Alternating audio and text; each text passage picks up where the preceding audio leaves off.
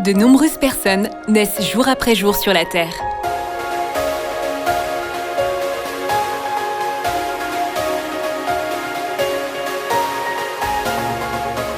Les êtres vivants naissent, grandissent, vivent leur vie,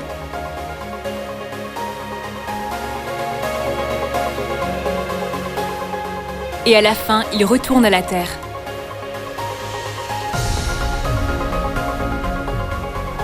Ainsi, la naissance et la mort sont la destinée commune de tous les êtres vivants.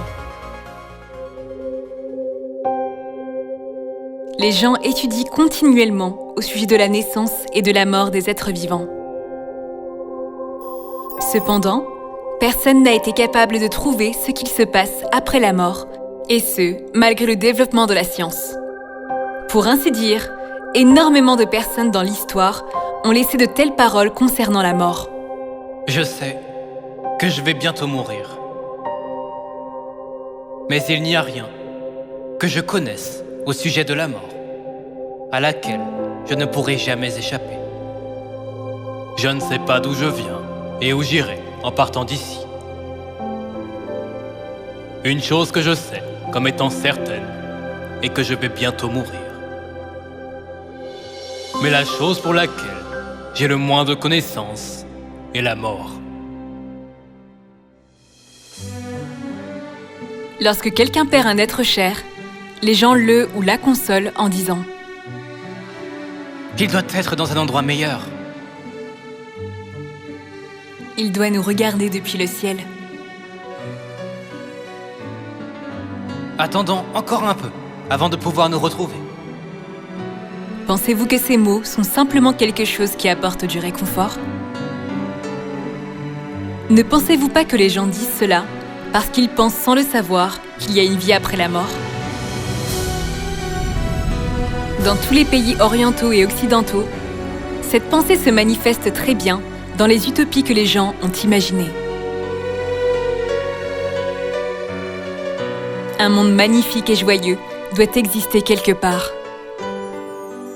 Les personnes vivant dans ce monde ont toujours rêvé d'un monde éternel.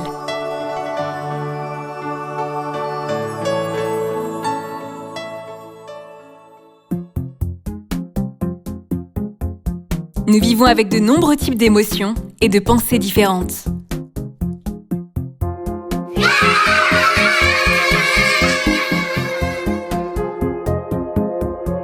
L'amour, la joie, la tristesse, la colère. Pensez-vous que ces pensées et émotions ne sont que des signaux émis par le cerveau? Si c'était le cas, nos êtres s'éteindraient complètement lorsque nos cœurs s'arrêteraient de battre.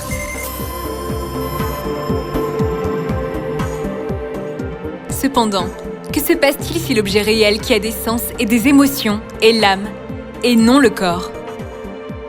La Bible nous dit que les êtres humains ont une âme. L'Éternel Dieu forma l'homme de la poussière de la terre. Il souffla dans ses narines un souffle de vie, et l'homme devint une âme vivante.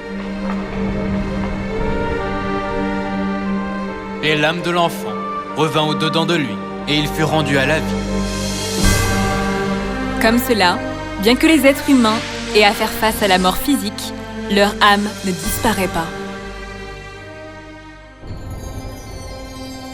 Lorsque notre vie sur cette terre prend fin, notre âme quitte notre corps et va à un endroit. Tout va dans un même lieu. Tout a été fait de la poussière. Le souffle des fils de l'homme monte. Avant que la poussière retourne à la terre comme elle y était, et que l'esprit retourne à Dieu qui l'a donné. La Bible nous enseigne que lorsqu'un homme meurt, son âme retourne à Dieu. Les hommes ne peuvent arrêter le temps, et personne ne peut contrôler le moment de sa naissance et de sa mort selon ses propres plans. Dans ce cas, nous devons sérieusement penser à notre âme.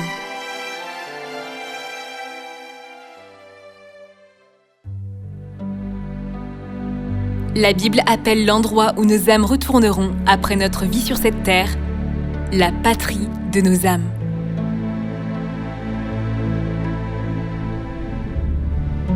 En fait, c'est une meilleure patrie qu'il désire, c'est-à-dire la patrie céleste. Un monde magnifique et éternel, dont les gens ont toujours rêvé. C'est notre maison dans le ciel.